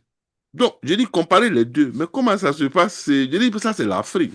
Si 2 millions de dollars, 2 millions 400 000 dollars, j'ai dit chez nous, ça peut construire quelques dispensaires, nos parents vont être soignés, etc. Je dis, c'est pas parce que moi, je ne suis pas originaire de ce pays. Je suis africain de toute façon. Ce qui ne marche pas aux États-Unis, et je ne sais pas que ça marche dans nos pays. Un point très. Donc, au final, ils ont fait le projet, mais tout en déduisant les 2 400 000 dollars dans la facture. Voilà un peu. Donc, pour dire que on fait attention, le gouvernement, nos gouvernements, moi, souvent, ils me font pitié parce que souvent, ils sont victimes. Hein, ça, je dis ça, c'est pas, je ne Ouais, supporte, je suis pas politicien, rien, mais souvent, nos gouvernements sont victimes de ceux-mêmes. Parce que la confiance, c'est ça. Ils ont confiance à leur structure et ces structures, les patrons de ces structures ne vont jamais les dire la vérité. Parce que en amont, eux, ils ont d'autres business avec ceux qui envoient ces projets et ou qui doivent faire ces projets. Voilà. Sinon, c'est pas, il n'y a rien de diable. Hein. L'électricité, c'est l'électricité. Il n'y a pas de fabrication dedans. Les normes sont identiques. Les mathématiques sont identiques. Que tu vas en Chine, tu vas c'est à Bidon, universel. c'est Ouais. universel. Voilà. Que tu vas même dans la maison de Tesla, c'est le même calcul qui est. Donc, rien n'est chose fake dedans. Tout est réel. Mais c'est comment nous approchons, c'est ce qui diffère. Voilà. Voilà, ce que vous dites va dans dans la droite ligne parce que je me souviens, c'était le projet de Azito où Cyprel qui a fait le projet d'Azito, qui est Côte d'Ivoire Production électrique, et ils avaient fait un contrat de 20 ans. Et le contrat de 20 ans devait être renouvelé, quoi, c'était en 2012, 2014, quelque chose comme ça. Et maintenant, à la suite de ça, maintenant, lorsque le contrat arrivait à terme, on a fait une extension pour créer un cycle combiné. Puisque c'était une centrale thermique, maintenant, il fallait transformer la centrale thermique maintenant en centrale de cycle combiné. C'est C'est-à-dire combiné. ajouter, si tu veux, la vapeur, et puis bon, créer Non, en une fait, turbine quand on parle de sites combinés, ça veut dire quoi? Que, c'est thermique voilà, et vapeur. c'est-à-dire la centrale d'abord, Mhm, en tournant, c'est-à-dire la vapeur qui rentre dedans, qui fait tourner à la sortie. C'est comme une voiture, un moteur qui tourne mhm. et puis, et on va mettre encore le moteur et le moteur qui va faire bouger la voiture. D'accord? Ouais, Maintenant, à la sortie du chapement, on va mettre encore un autre petit moteur là-bas. Le chapement, en sortant, en s'échappant, fait tourner encore pour pouvoir créer de une petite l'énergie. moteur, Ça veut voilà. dire que voilà, c'est comme ça, quand on appelle les centrales combine cycle, Cycle c'est ça. Ça combiné, veut dire ouais. que cycle combiné, ça veut dire que la Ça a deux turbine cycles de marche, production. on met Ouais. autre turbine derrière, c'est-à-dire Deuxième quand tu turbine. t'échappes là, il faut faire marcher aussi ça pour que on ait encore de l'électricité A et B se mettre ensemble pour devenir quelque chose de bien optimisé. Voilà un peu. Voilà. Voilà, ce que je vais ressortir ici, c'est l'arnaque dont nos gouvernements souvent sont victimes. Victime, c'est C'était ça. 20, c'était 20 années de contrat qui Voilà. devaient faire un retour sur investissement sur 20 ans. Et il se trouvait que la durée de vie des turbines était estimée à 24 ans. Mhm. Vous donnez 20 ans de contrat, chaque fois que vous prenez le gouvernement, vous faites des paiements, alors que maintenant, après les 20 ans, maintenant on se dit, ouais, il reste 4 ans, ça revient à l'État, et lorsque l'État prend les choses en main, et 5 ans après, on voit que les trucs sont défectueux, les trucs deviennent vétustes, on trouve que ouais, c'est parce que les gouvernements africains sont de mauvais gérants, alors qu'ils ne sont pas de mauvais gérants. Mhm. C'est Ils ça, sont c'est ça. victimes d'une forme d'arnaque. Et Merci. donc, ils sont utilisés dans ce sens-là. C'était le temps de dépréciation de ces machineries qui arrivaient à terme. Et c'est à la fin de cela qu'on nous donne, nos projets. Et ils ont fini d'amortir leur argent. Et après, on revient pour réintroduire avec une nouvelle couche de peinture. On va faire un nouveau contrat, on va avoir de nouvelles turbines, on va faire encore un nouveau contrat de 20 ans. Voyez-vous, donc, il va falloir que les gens ouvrent les yeux. Rapidement, j'ai vu, Mhm, et en Côte d'Ivoire même, et mhm. il y a eu un moment, les gens se plaignaient du coût de l'énergie, de l'électricité. En ce moment, c'était le ministre Aoussou Jano qui était le premier ministre.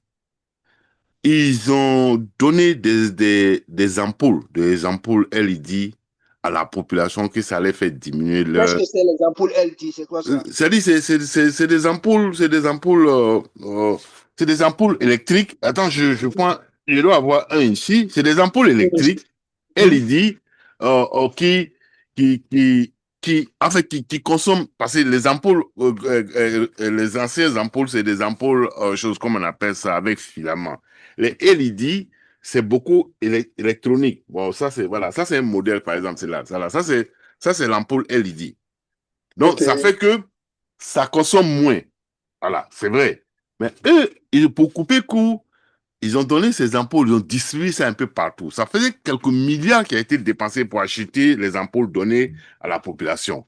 Moi, j'ai critiqué ça. J'ai dit non, ça ne met pas de sens parce que c'est pas au gouvernement d'acheter des ampoules données aux citoyens. Parce qu'en achetant des ampoules données aux citoyens, qu'est-ce qui va se passer? Et chaque fois, bon, elle il dit ça va prendre des années avant que ça, tant que les choses sont bonnes, ça se grille. Mais le problème, c'est que eux, l'argument qu'ils disent, c'est parce que on veut que le coût de l'électricité diminue, parce que les gens commencent à se plaindre. Pourtant, on pouvait prendre cet argent, c'était comme des milliards qui a été investis dedans. On pouvait prendre cet argent, construire une usine d'ampoules LED en Côte d'Ivoire. Très simple, c'est pas trop grand. Et non seulement la Côte d'Ivoire allait avoir une industrie d'ampoules LED pour que les gens achètent localement, on peut vendre au Burkina, on peut vendre au Mali, à la sous-région, etc. Au moins, voilà une technologie qu'on envoie chez nous. Mais en allant acheter les ampoules, ça veut dire quoi? Comme c'est un projet qui a été financé par la Banque mondiale. Mais la Banque mondiale, là, c'est pas des saints. Et sans doute, moi, j'ai un ami qui est à la Banque mondiale, j'ai une usine de LED. Mais j'ai fait en sorte qu'il met ce dossier sur la tête d'un pays et puis il vient l'acheter avec moi. Dans tous ces secteurs-là, il y a des choses qui ne sont pas normales. Donc, pour dire que, même après avoir donné des ampoules LED, l'électricité n'a pas diminué en Côte d'Ivoire. Ouais, effectivement. Voilà. C'était pour tout bon. Ça veut dire que le gouvernement même, ils étaient victimes des hommes d'affaires.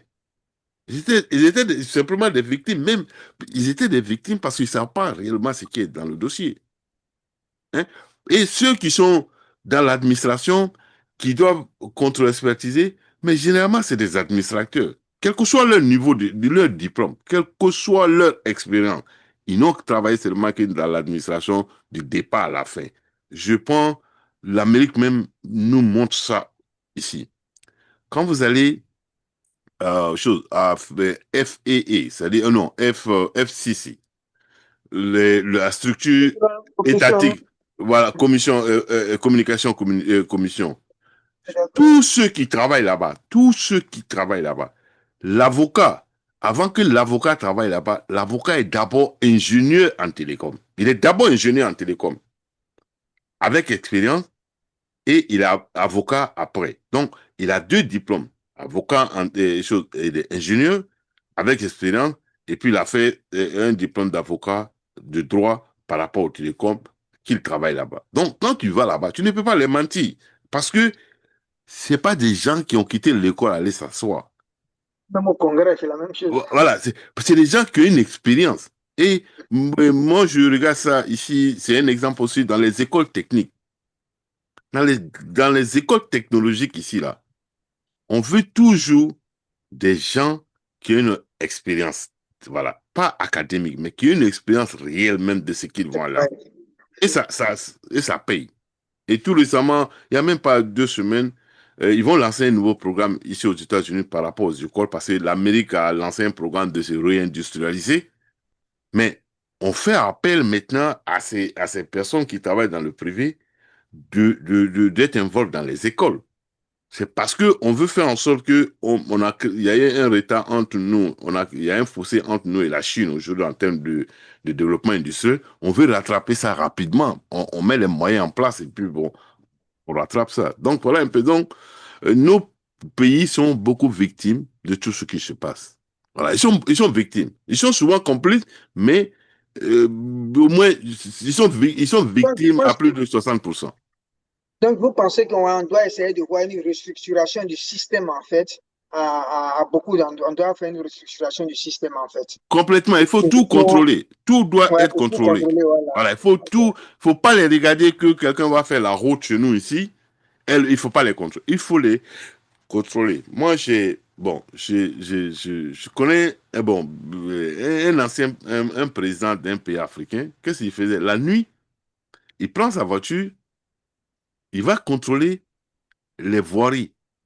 Et puis, comme on lui disait que le goudron faisait comme des centimètres, d'après les ingénieurs de ces, voilà, voilà. Donc, il a toujours un piquet à la main et puis il a comment, un ruban à la main. Il pique dedans, il enlève, il regarde comme des centimètres ça fait. Quand il trouve que ça n'arrive pas à ça, ça c'est le président de la République. Hein. Parce que je le dis parce que moi-même, je suis allé avec lui plusieurs fois, hein, pour aller contrôler ces chantiers. Il dit, ah, voilà ce que les ingénieurs m'ont dit, voilà ça, mais voilà à quoi ça ressemble. Donc, et puis, il vous dit, non, non, non, ne continuez pas. Essayez d'arriver à ce niveau-là. Mais sinon, le jour où on va regarder que ce n'est pas ça, je vais contrôler, on ne va pas faire l'inauguration, vous allez le faire. Ça marche. Ouais. Bon, c'est bon, lui, je dis ça, ça c'est le chef de l'État. Le chef de l'État ne va pas faire ça dans le pays. Mais je vais dire que, au moins, il faut mettre un bureau de contre-expertise étatique. Voilà, Ils un sont bureau, là. Voilà. voilà. La Côte d'Ivoire doit avoir besoin de ça. Tous les pays africains doivent avoir un bureau de Ouais. contre-expertise étatique. Même, par exemple, en Côte d'Ivoire, Inspecteur, on a le Bénin, bon, où tout le monde parle, etc. Non, il faut un contre-expertise aussi pour regarder aussi le travail du Bénin. Il ne faut pas dire que oui, voilà. c'est des gens qui sont bons, ils sont intelligents, c'est des ingénieurs. Non, il faut une contre-expertise. Il faut Sinon, un contrôle. voilà. Voilà, je suis Sinon, on ne va d'accord. jamais se retrouver. Bon, maintenant, on va revenir sur le compteur prépayé. On a fini avec la surfacturation. Il crois que c'est dans le même canevas, hein, ça c'est au niveau Oui, des ouais, le abonnés. compteur prépayé, au fait, le compteur prépayé, c'est que la compagnie d'électricité n'a pas d'argument. Comme ils n'ont pas d'argument, et les gens ne vont pas aller dans leur bureau toujours pour dire, ah, explique-moi ça, voilà, voilà. Ils disent, bon, on n'a plus besoin de tout ça, c'est prépayé. Tu mets 10 000 francs dedans, quand les 10 000 francs sont finis, tu vas acheter encore. Donc, ils ont été, ils sont intelligents, ils ont amené les clients même à s'accuser de leur propre consommation. C'est-à-dire, au lieu que tu accuses la compagnie électrique, tu t'accuses toi-même que non, non, non, c'est parce que j'ai mis 10 000 francs dedans, mais vous avez laissé les lumières. Donc, ça veut dire ils ont envoyé leurs problèmes dans les familles des gens. Parce que si je mets 15 000 dans mon compteur et que en 15 jours, c'est fini, mais j'accuse que mes enfants et puis la famille. J'accuse tout le monde. Mais pourquoi vous laissez la lumière à marche, etc. Donc, eux, ils ont enlevé ça de leur tête, aller déposer ça dans les foyers. Donc, eux-mêmes là, on doit les envoyer en justice que parce qu'ils ont mis la tension dans les foyers des uns et des autres. C'est ça.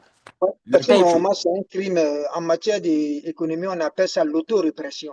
Ah C'est-à-dire que bon? c'est un piège qui Voilà. pousse maintenant l'autre à penser que, ouais, que la faute provient de lui. De lui, Alors que voilà. la faute ne provient pas de lui. C'est C'est comme ça. je prends un exemple, hein. Si je prends au niveau de nos banques centrales, et puis on se trouve qu'il n'y a pas de coupure de 5 000, de 1000, de 500, et maintenant les femmes n'arrivent plus à faire le marché, tout le monde a bien de 10 000, on ne peut pas prendre un taxi, on tue les transactions parce qu'on ne peut pas faire de commerce. Ah, tu n'as pas la monnaie de 10 000, donc le gars ne peut pas vendre. Ah, je n'ai pas eu la monnaie de 10 000. Tu peux perdre 3, 10 clients. Et tu vas te blâmer pour dire que ouais, c'est parce qu'il n'y a pas eu de monnaie. Tu Non, n'as ce n'est pas pas de de ta monnaie faute. alors que C'est c'est quelqu'un la qui n'a banque pas fait centrale son travail au niveau qui de la n'a pas banque mis la centrale. monnaie à ta Voilà. disposition. C'est ça, c'est Donc, ça. c'est des trucs qui font, qui sont faits en sorte en finance, en économie. C'est l'autorépression.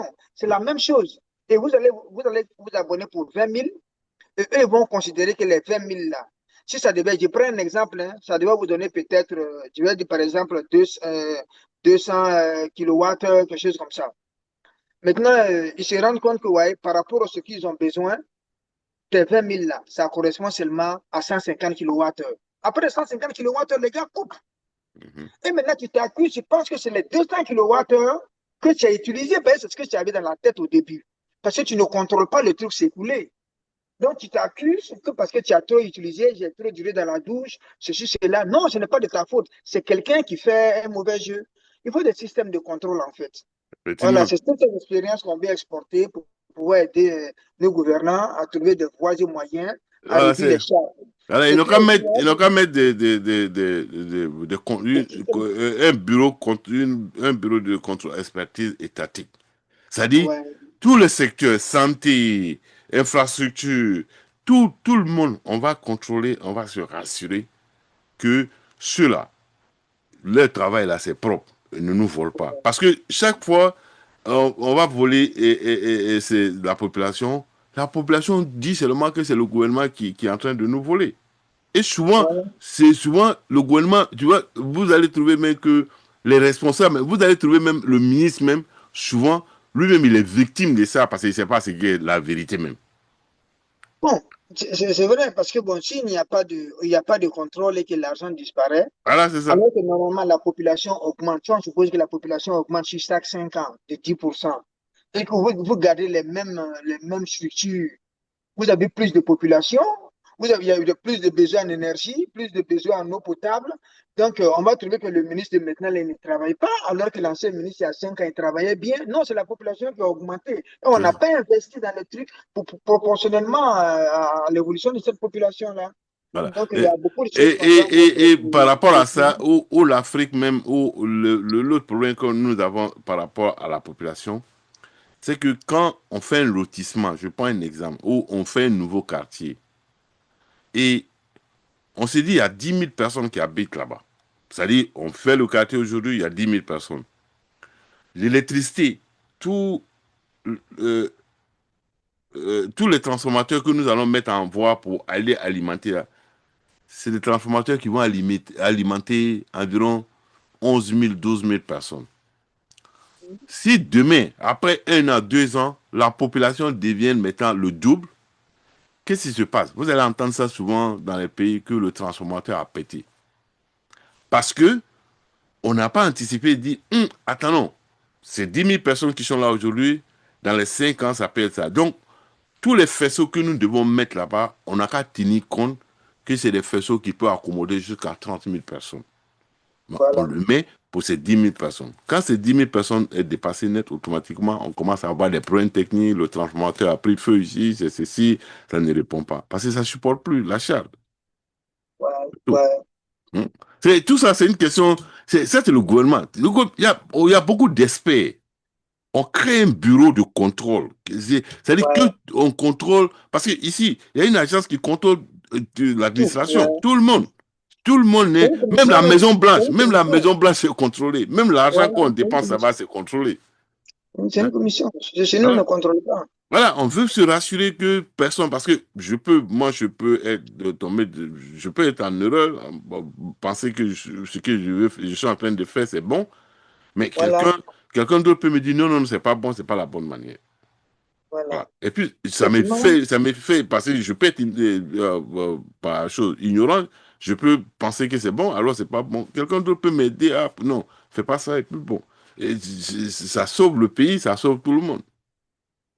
ouais, la confiance n'exclut pas le contrôle. Voilà, c'est ça. Voilà, voilà, faut contrôler.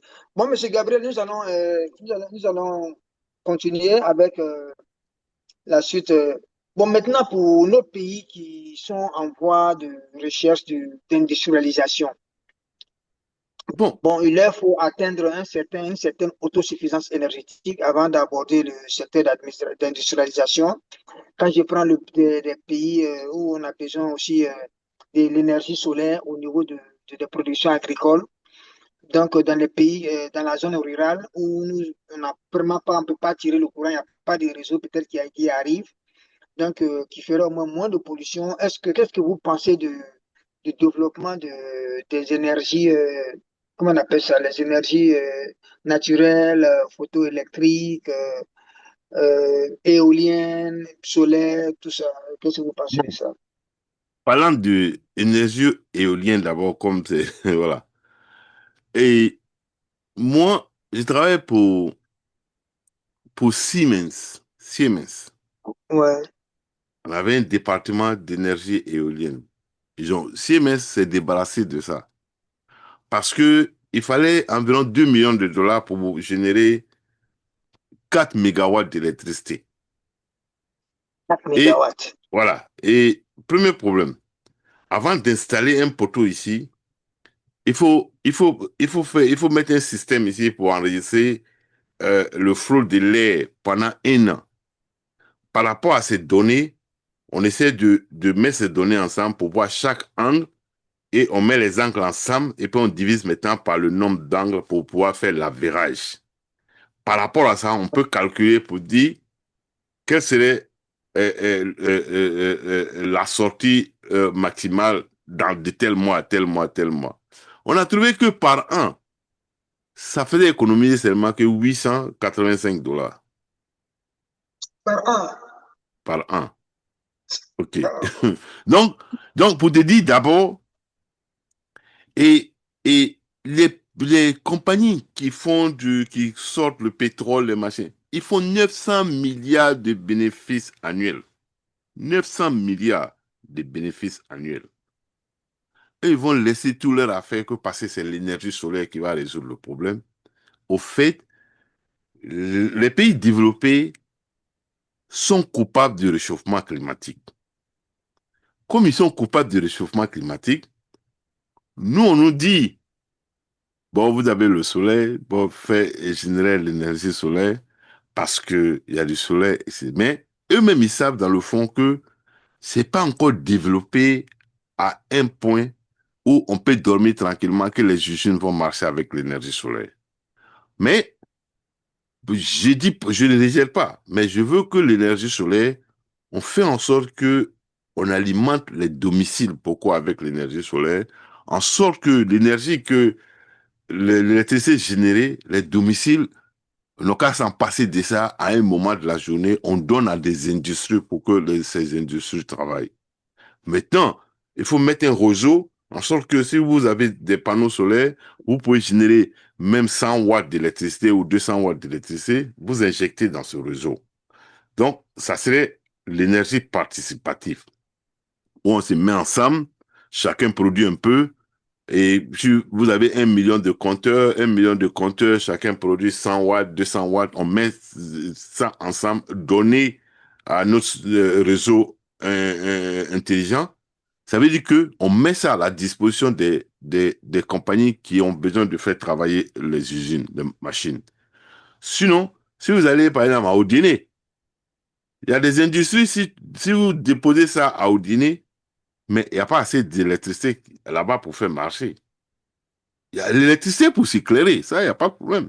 Mais quand moi je parle d'électricité dans ce contexte, qu'est-ce qui va faire marcher? C'est-à-dire, quelle électricité on peut convertir pour devenir l'économie du pays? C'est surtout ça. Voilà, parce qu'on a toujours dit en électricité qu'il faut convertir l'électricité pour devenir l'économie. Donc, ça veut dire quoi? D'accord. L'électricité va faire travailler les machines vont faire travailler les êtres humains vont faire de l'argent. Mais l'énergie solaire, je sais qu'en Côte d'Ivoire, il y a une centrale solaire. À Et, Bundiali, à voilà, Bundiali, À Bundali. Voilà, mais voilà. ils n'ont qu'à nous montrer exactement qu'est-ce que ça donne comme output, la sortie réelle, qu'ils n'ont qu'à dire. Personne ne Parce que sait. On ouais, dit seulement que c'est tel mégawatt.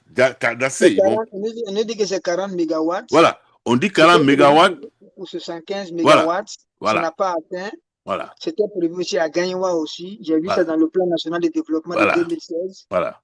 Bon, pratiquement, Voilà, ils ça n'ont ne qu'à donne nous pas dire. Mais moi, grand-chose. j'encourage l'énergie solaire dans l'agriculture, les Voilà, c'est dans maisons, le côté agricole, etc. Voilà, c'est ce que nous faisons. nous-mêmes, on forme beaucoup d'ingénieurs aujourd'hui en énergie solaire hein, pour les amener à aller installer ces équipements dans les villes, dans les villages, etc., etc. Ça aide. Voilà, pour Parce que pomper si, l'eau, voilà, si pomper l'eau moi, pour je l'irrigation. peux utiliser l'énergie solaire dans ma maison au village ou même à Bidjan, l'électricité que je vais consommer, je laisse ça à la disposition des industries qui vont travailler.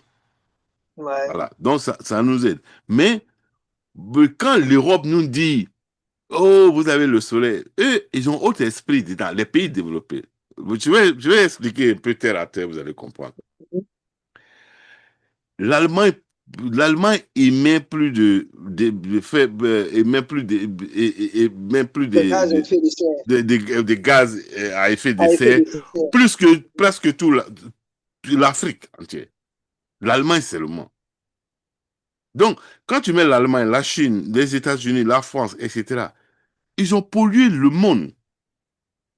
Comme ils ont fini de polluer le monde maintenant, nous, on nous dit, oh non, vous avez le soleil. C'est en nous disant, allez-y vers ces énergies. Au fait, nous, ça nous bénéficie. Mais ce qu'ils, eux, ils recherchent dedans, c'est que nous, on ne se développe pas. Parce que tant qu'on n'a pas l'énergie, là, on ne va jamais se développer. Donc, c'est ça leur argument.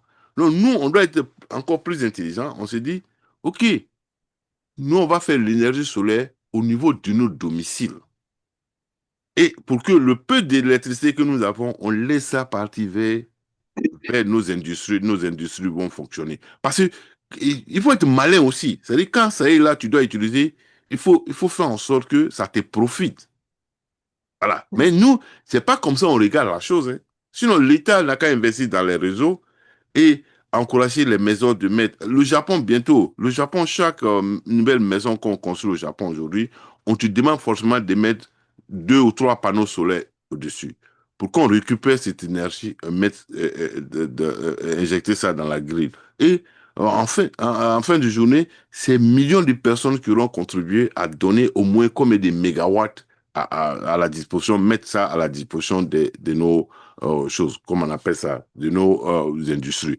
Parce que quand on arrive à ça, on n'a pas besoin des batteries, des accumulateurs. Parce que les accumulateurs, on n'en a pas besoin.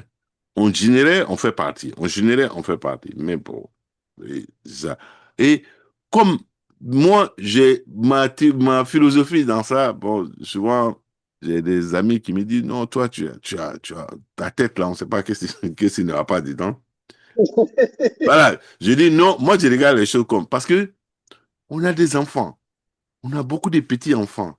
Leur avenir là, il faut que c'est nous qui sommes vivants aujourd'hui là qui devons assurer Pour la l'avenir de prospérité, ces ouais. enfants. Ça nous Ouais, concerne. tout à Pourquoi fait. moi je parle aujourd'hui? Sinon, je n'ai pas besoin de. Mais c'est parce que il y a un passage de la Constitution américaine qui dit travaillons dur pour être libres et passons cette liberté à nos enfants.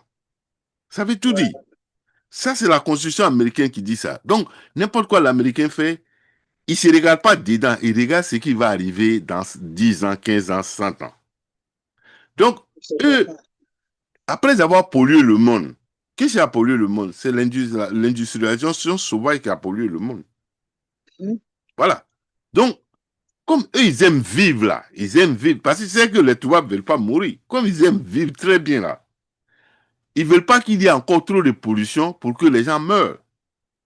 Mais moi, Ouais, moi, ce que j'ai dit aux Africains, quand la grand-mère dit que le monde va finir demain là, elle-même serait dans ce monde qui va finir. Si nos ouais, développements là, on doit polluer pour être développé là, on n'a qu'à polluer tous ensemble. Si ça doit finir, c'est n'a qu'à finir pour tout le monde. Parce que quand ils vont voir que nous aussi, on a des ambitions de s'industrialiser, eux, mais ils vont chercher à optimiser l'électricité solaire en sorte que ça nous profite. Parce que c'est ça. Parce que la Chine, il y a 60 ans, on disait à la Chine, non, vous êtes nombreux, vous polluez, il faut utiliser, n'utilisez pas le charbon, utilisez ça, ça, ça, ça. Qu'est-ce que les Chinois ont dit aux pays développés? Non. Oh, si notre pays doit disparaître que parce qu'on pollue, ça n'a qu'à disparaître. Mais quand on sera au même niveau de développement que vous, on va ouais. s'asseoir pour parler de comment nous allons diminuer maintenant cette pollution. Donc, moi, j'ai travaillé dans quelques centrales à charbon, même en Pennsylvanie, voilà. Qu'est-ce qui se passe? Le EPA a demandé qu'il faut mettre à la sortie de la fumée, qu'il faut mettre des catalytiques converteurs. Et ils ont donné un niveau de pollution que ça ne doit pas dépasser. Mais ça marche. Ça veut dire que celui-là, il compresse ça. C'est-à-dire, ça marche. Voilà pourquoi, sur les voitures, les catalystes converteurs, là, c'est la même chose qu'on met sur ces centrales, mais d'une manière, c'est beaucoup sophistiqué. Parce qu'on arrive à continuer maintenant le charbon. Quand la crise a commencé en Ukraine, et l'Allemagne même, l'Allemagne qui disait tout le temps, non, non, non, on a arrêté nos centrales à charbon, voilà, voilà, voilà, on ne veut pas de pollution, etc. Bon, voilà, on les a applaudis. Mais quand la crise a commencé en Ukraine, qu'est-ce qui s'est passé? Le lendemain, ils ont mis tout en marche. Charbon, ils s'en foutent si ça tue quelqu'un, si ça pollue, ils s'en foutent. Donc, si nous, en Afrique, on a du charbon, sortons, on n'a qu'à faire en sorte qu'il y a des normes qu'on respecte pour ne pas aussi polluer notre environnement. Parce que le problème, c'est quoi? Quand tu pollues, c'est pas ton environnement seulement que tu pollues, surtout en termes de pollution qui rentre dans l'air. C'est le monde entier que tu pollues. Donc, eux, il n'y a pas de mur entre nous et l'Europe pour dire que quand ils polluent, ça reste dans leur territoire. Et ils polluent, ça vient chez Ouais. nous. Donc, on est victime de leur confort. Donc, on n'a qu'à être victime, c'est-à-dire, on n'a qu'à aussi crier. Quand ils vont voir qu'on a décidé, vous allez voir qu'ils vont faire très attention. Donc, c'est ça. Donc, l'énergie solaire, j'encourage. Mais seulement faire en sorte que chaque maison n'a qu'à avoir quelques panneaux solaires et puis que le gouvernement met beaucoup d'argent dans les réseaux et en sorte qu'on va injecter ça dans ce réseau. Vous allez voir que ça va donner beaucoup de travail pour beaucoup d'ingénieurs qu'on est en train de former qui vont installer et puis et injecter ça dans nos réseaux. Donc, Monsieur Ben, voilà ce que je pourrais dire, quoi. Bon, ben, Monsieur Gabriel, je vous remercie très bien pour les réponses que vous venez de donner.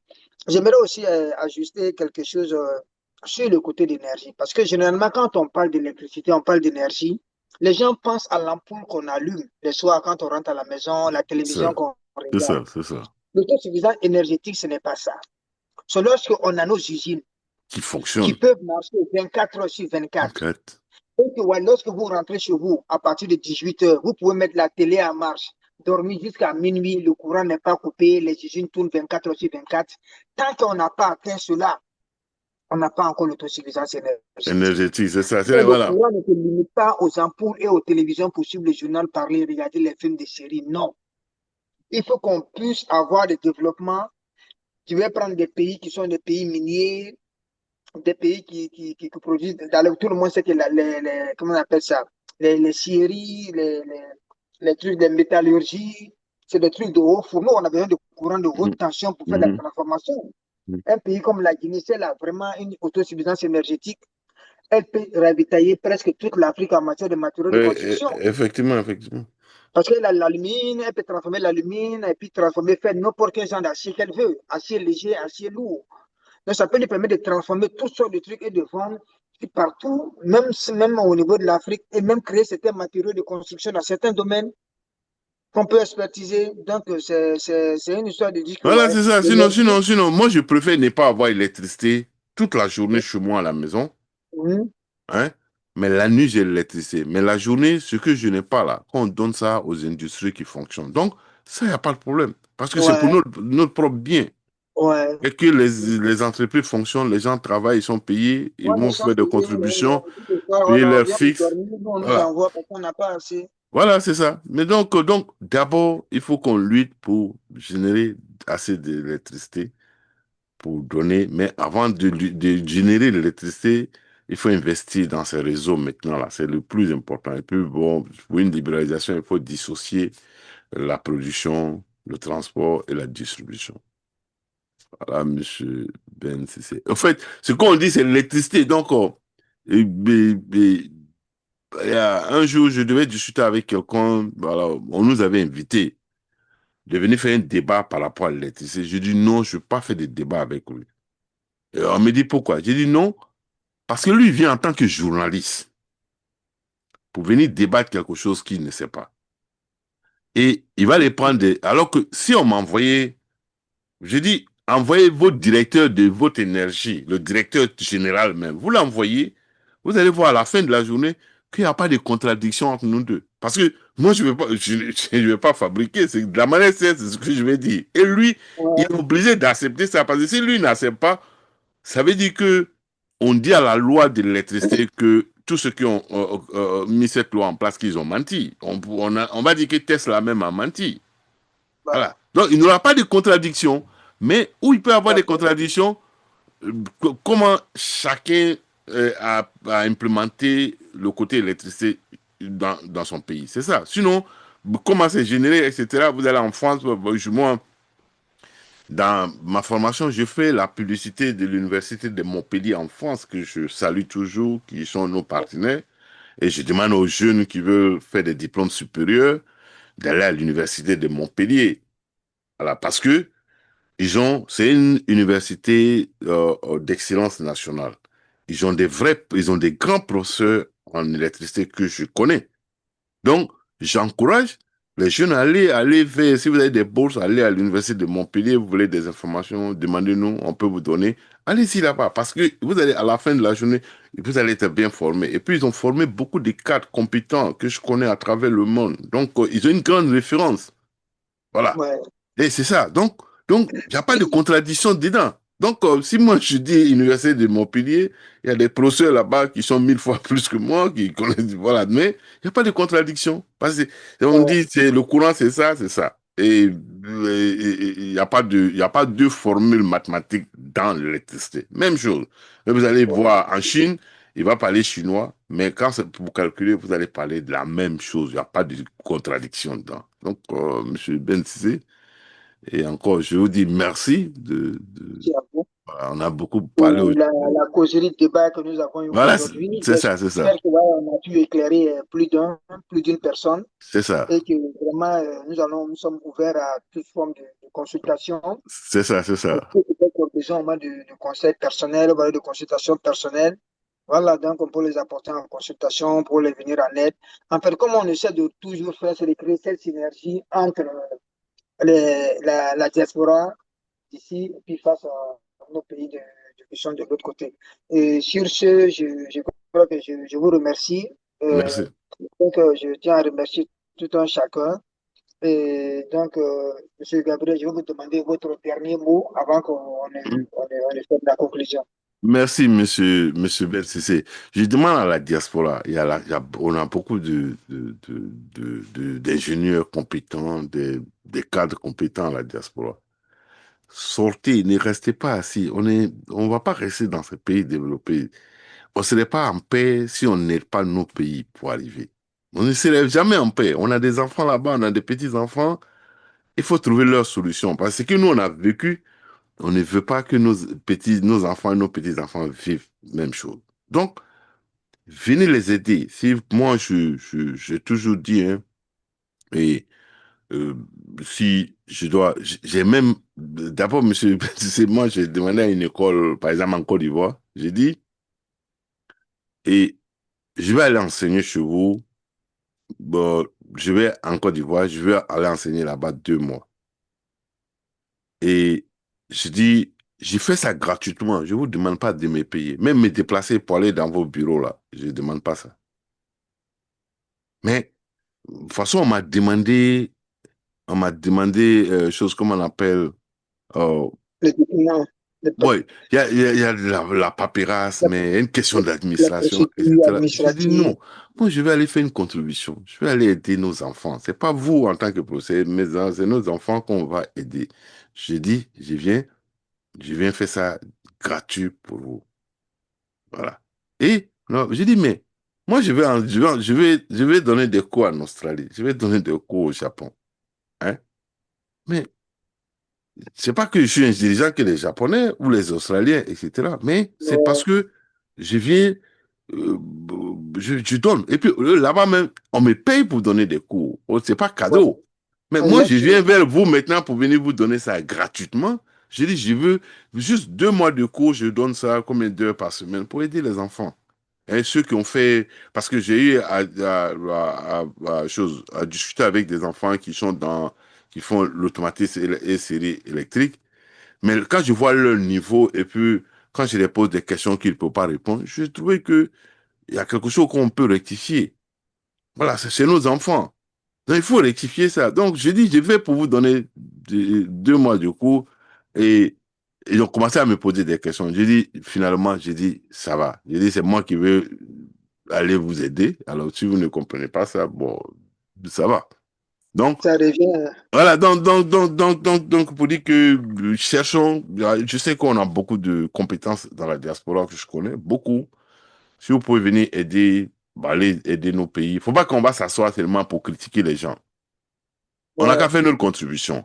Maintenant, le Euh, jour qu'on doit critiquer, ça va arriver, au moins on a des arguments pour critiquer. Mais pour le moment, il ne faut pas critiquer, allons-y aider.